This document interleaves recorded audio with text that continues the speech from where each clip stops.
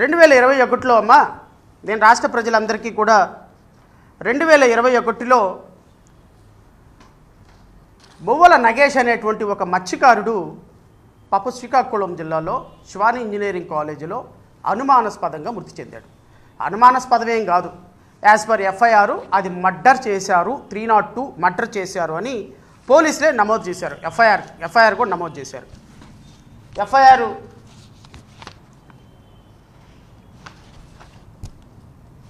Copy కూడా నా దగ్గర ఉంది. FIR number 18 dated 23/1/2021.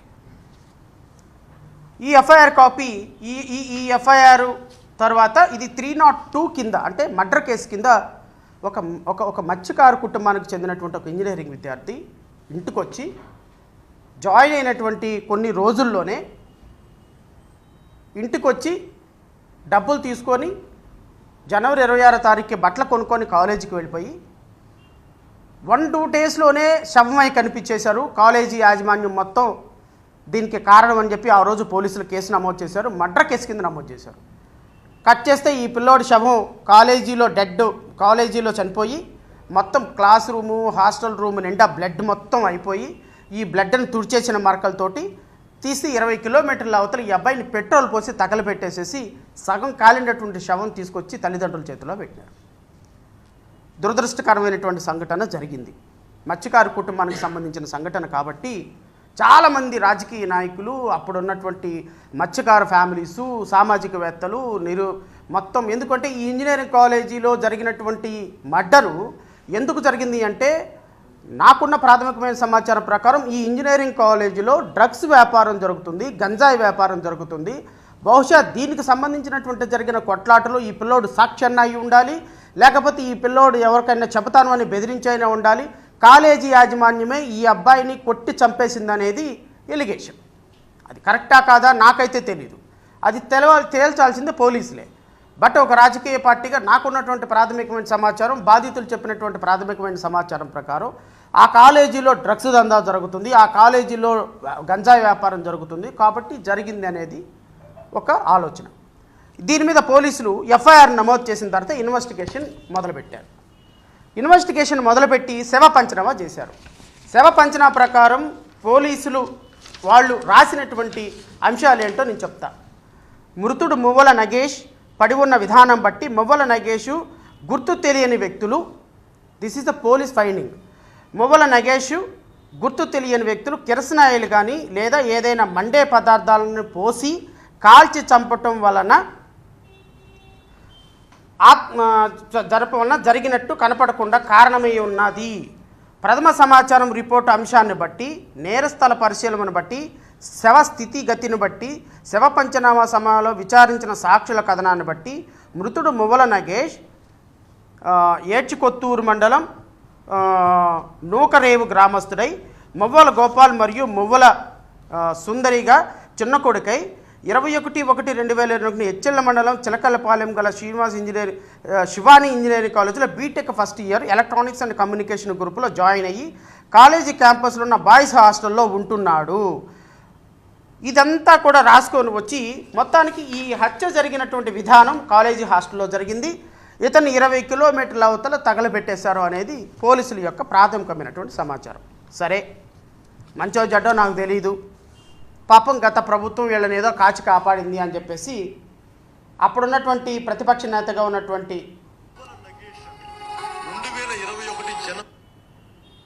నేను మీ అందరికీ చెప్పాల్సింది ఏంటంటే,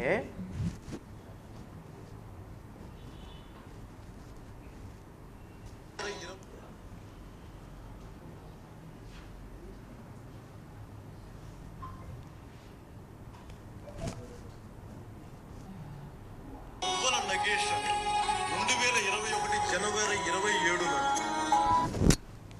1 సెకండ్ అండి, ఇది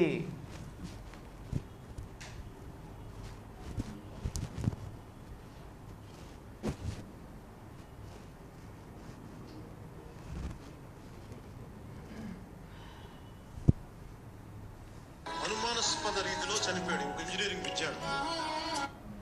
ఇది గౌరవనీయులైనటువంటి పవన్ కళ్యాణ్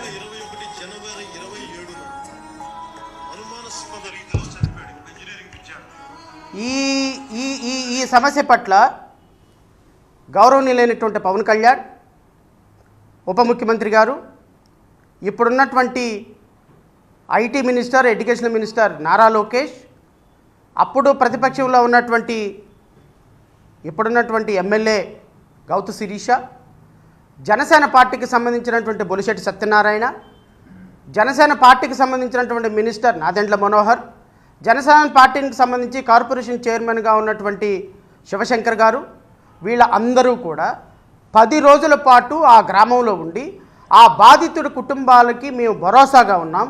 జనసేన పార్టీ భరోసాగా ఉంది. జనసేన పార్టీ అన్ని విధాలుగా ఈ పార్టీ వీళ్ళందరినీ కూడా రక్షిస్తుంది. జనసేన పార్టీ వీళ్ళందరికీ కూడా అండగా ఉంటుంది అని చెప్పి ఈ పార్టీ చేసినటువంటి హడావుడి అంతా ఇంత హడావుడి కాదు. నేను ఈ పార్టీ చేసినటువంటి హడావుడి ఈ సమస్య పట్ల ఎందుకు నేను ఇవన్నీ చెప్తున్నానంటే, నిందితులతో ఏ విధంగా కుమ్మక్కయ్యి 100 కోట్ల రూపాయల లంచం తీసుకొని ఆ నిందితుడితో కుమ్మక్కయ్యాడు పవన్ కళ్యాణ్ యొక్క నిజస్వరూపం, ఆ పార్టీ యొక్క నిజస్వరూపం ఈరోజు రాష్ట్ర ప్రజలు తెలుసుకోవాలి.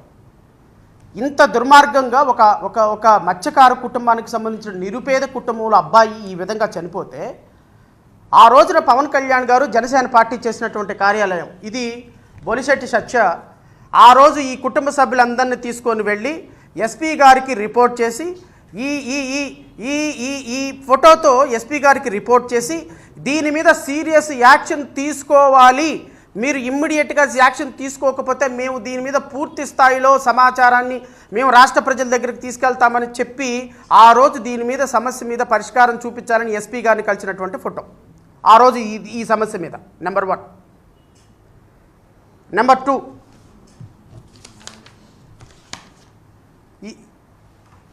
ఇది గౌరవనీయులైనటువంటి ఇప్పుడున్నటువంటి మినిస్టర్ గారు ఆ తల్లిని, ఆ కుటుంబాన్ని పరామర్శిస్తూ ఆ తల్లి ఏ విధంగా ఈ సమస్యకి పరిష్కారాన్ని పొందుతుందా అని నేనే మీకు దగ్గరుండి పరిష్కారం చేస్తానని గౌరవ మినిస్టర్ గారు ఇదిగో నాదెండ్ల మనోహర్ గారు ఆ తల్లిని ఓదారుస్తున్నటువంటి దృశ్యం. గౌరవ మినిస్టర్, ఇప్పుడున్నటువంటి మినిస్టర్. నెంబర్ 3, ఇప్పుడున్నటువంటి కార్పొరేషన్ చైర్మన్ శివశంకర్ గారు. శివశంకర్ గారు ఆ కుటుంబం కోసం వెళ్ళి ధర్నాలు, రాస్తారోకోలు, హర్తాళ్ళు చేసినటువంటి ఫోటోగ్రాఫ్.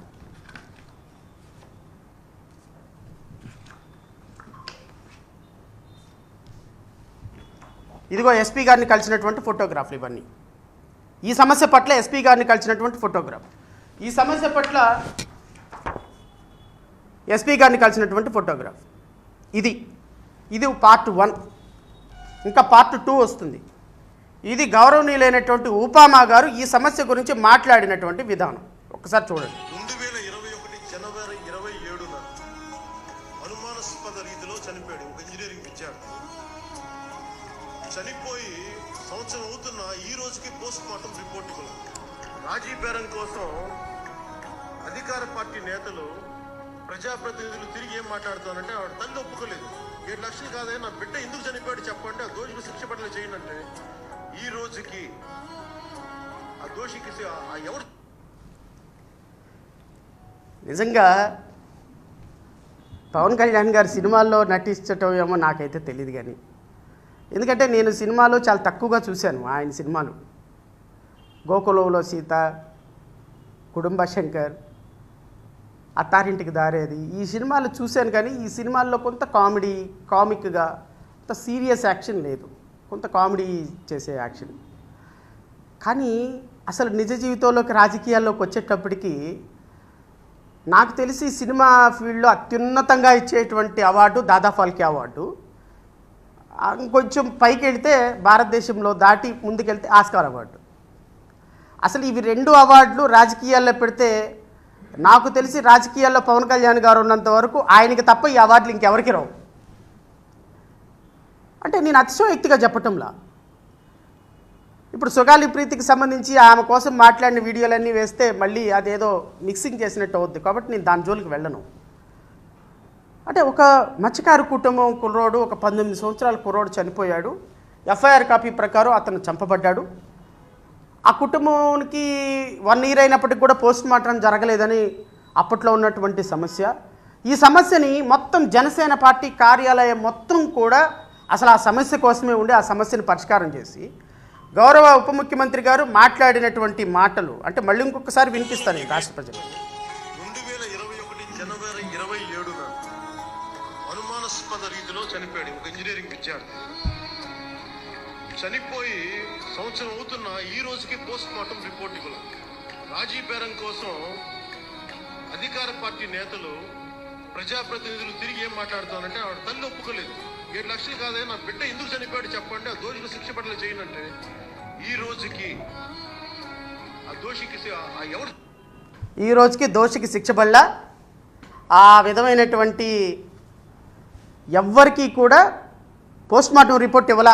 గౌరవ ఒబామా గారి యొక్క ఆలోచన ప్రకారం పోస్ట్ మార్టం రిపోర్ట్లో దోషులు ఎవరో తెలుసుకోవాలా, దోషులు ఎవరో తెలియదు, ఆ నిందితులను పట్టుకోలేదు, వాళ్ళకి శిక్ష వేయించలేదు, పోస్ట్ మార్టం రిపోర్ట్ ఇవ్వలేదు కదా. ఎందుకు ఇవ్వలేదనే ప్రశ్నకి మీకు ఒక 5 నిమిషాల్లో సమాధానం దొరుకుతుంది. ఇదే దీని మీద ఇంకొకసారి మాట్లాడారు, అది కూడా విందాం సార్. సార్ ఆయన మాట్లాడింది విందాం ఒకసారి.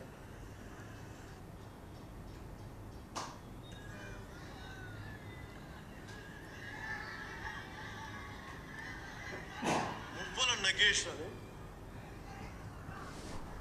2021 జనవరి 27న అనుమానాస్పద రీతిలో చనిపోయాడు ఒక ఇంజనీరింగ్ విద్యార్థి. చనిపోయి సంవత్సరం అవుతున్న ఈ రోజుకి పోస్ట్ మార్టం రిపోర్ట్ ఇవ్వాలి. రాజీ బేరం కోసం అధికార పార్టీ నేతలు ప్రజాప్రతినిధులు తిరిగి ఏం మాట్లాడుతానంటే ఆవిడ తల్లి ఒప్పుకోలేదు. 7 లక్షలు కాదే నా బిడ్డ ఎందుకు చనిపోయాడు చెప్పండి, ఆ దోషులు శిక్ష పడలే చేయనంటే ఈ రోజుకి ఆ దోషికి ఎవరు చంపాడు శిక్ష పడలా. పోస్ట్ మార్టం రిపోర్ట్ ఇవ్వాలి. ఇన్ని సంవత్సరాలు అయినా వాళ్ళు ఊరు నువ్వులు రేవు. ఆ తల్లికి నేను మాటిస్తున్నాను, ఈ రోజున ఆ దోషులకి శిక్ష పడేలా మేము చేస్తాం. ప్రభుత్వాన్ని తీసుకురండి, ప్రభుత్వాన్ని తీసుకురండి, దోషులకు శిక్ష పడేటట్టు చేస్తా. మంత్రి వైసీపీ మంత్రి అన్నాడంటే నాకు ఆవిడ చెప్తా ఉంది, నా బిడ్డ చనిపోయాడంటే ఏంటమ్మా రోజు వస్తావు నేను బాకీ ఉన్నాను మీకు నేను బిడ్డ చనిపోయి ఏడుస్తా బాగుంది పెట్టగారు ఓ 3 బస్తాలు బియ్యం ఇస్తాను పట్టుకులు అదే కాంప్రమైజ్ అని. బిడ్డ చనిపోయిన దానికి న్యాయం అడిగితే వాళ్ళు అడిగింది ఏంటంటే వాళ్ళు చెప్పింది ఏంటంటే వెట్టకారంగా ఓ 3 బస్తాలు బియ్యం ఇస్తాను పో. ఇది కడుపు మండే విషయం కదా. ఏం చేయాలి, ఏం చేయాలి? ఇంకోసారి మీరు గెలిపిస్తారా ఇలాంటి వాళ్ళు? అది పాప వాళ్ళకేం తెలీదు, వాళ్ళకేం తెలియక వాళ్ళు ఏదో బాధితులను ఏదో మాట్లాడారని. ఎందుకు బాధితులు పట్టుకోలేదు, ఎందుకు నిందితులను పట్టుకోలేదు, ఎందుకు పోస్ట్ మార్టం రిపోర్ట్ ఈ రోజు వరకు రాలేదు అంటే దానికి కారణం ఈ శివాని ఇంజనీరింగ్ కాలేజీ ఎండి ఎవరైతే ఉన్నారో, నిందితులుగా ఉన్న వాళ్ళు ఎవరైతే ఉన్నారో వాళ్ళు జనసేన పార్టీలో ఈ ప్రభుత్వం వచ్చిన తర్వాత జాయిన్ అయిన కారణంగా నిందితులను కాపాడేటువంటి ఒక బృహత్తరమైనటువంటి ప్రణాళిక మన గౌరవ ఒబామా గారు తీసుకున్నారు. తానేటి శ్రీధర్ ఏమండి,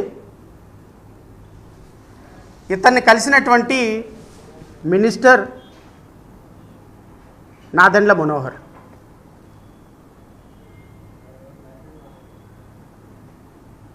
ఇంకా దోషులు ఎందుకు దొరుకుతారండి? దోషులు ఏ రూపాయన దొరుకుతారు?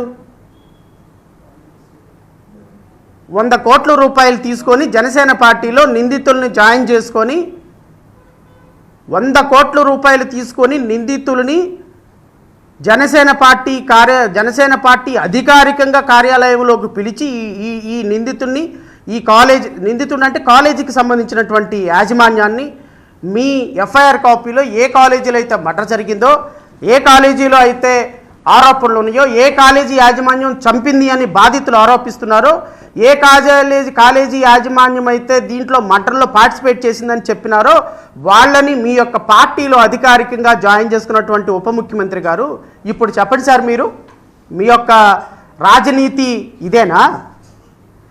ఇప్పుడు చెప్పండి, నిందితుల్ని పట్టుకోవడానికి పోలీసులు ఎందుకు వెనకాడుతున్నారు? పోస్ట్ మార్టం రిపోర్ట్ ఇవ్వడానికి ఎందుకు నిందితులు వెనకాడుతున్నారు?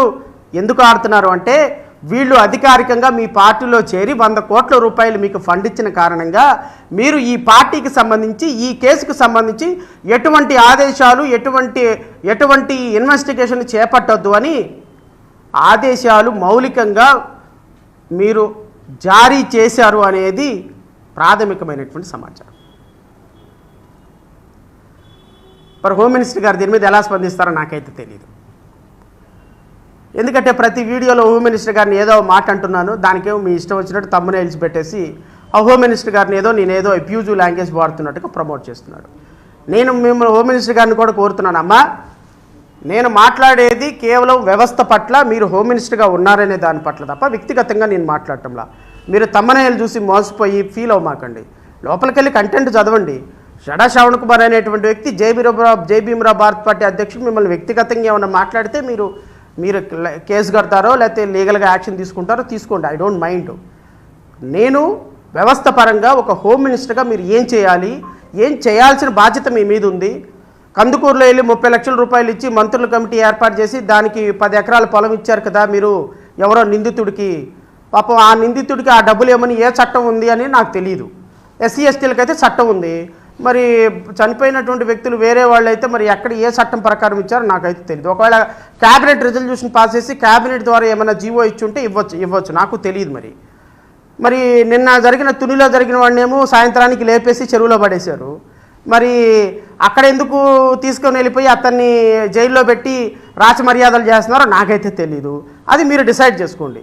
కానీ ఈ సంబంధించిన మువ్వల నగేష్ కేసుకు సంబంధించినంత వరకు మీరు హోమ్ మినిస్టర్ అయ్యి ఈ రోజుకి 16 నెలలైంది కదా, మీరు ఏం చేస్తున్నారు అంటే మర్డర్ కేసులో 302 కేసులో అందరూ మర్డర్ చూస్తుండగానే పెట్రోల్ పోసి అక్కడ ఒక డెడ్ బాడీ ఉన్న కేసులో పోలీసులు వేసినటువంటి రిపోర్ట్ ఏంటో తెలుసా? పోలీసులు వేసినటువంటి రిపోర్టు ఎప్పుడేశారు? అది గౌరవనీయులైనటువంటి ఉప ముఖ్యమంత్రి గారు ఏ రోజైతే ఈ రాష్ట్రంలోకి అధికారంలోకి వచ్చారో, ఏ రోజైతే ముఖ్యమంత్రి చంద్రబాబు నాయుడు గారు అధికారంలోకి వచ్చారో ఈ గవర్నమెంట్, నేను ఇంకొక వీడియో కూడా చూపించాలి మీకు. ఈ వీడియో చూపించిన తర్వాత నేను దాంట్లోకి వస్తా.